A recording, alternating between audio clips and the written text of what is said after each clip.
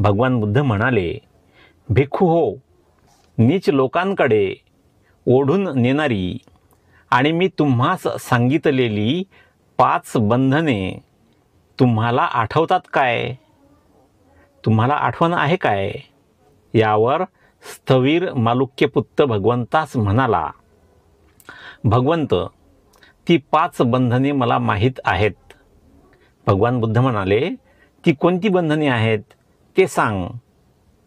भगवंत, हे शरीर मी आहे, ही जाणीव, मानसिक अस्थिरता, धार्मिक कर्मे आणि विधी यांवर सर्व काही अवलंबून आहे असे मानणारी नैतिक सदोषता, ऐहिक सुखाने उद्भवणारा उन्माद आणि दुष्टबुद्धी ही भगवंतांनी सांगितलेली माणसाला नीच जगाशी जखडणारी 5 बंधने होत आणि ही 5 बंधने भगवान मला माहीत आहेत.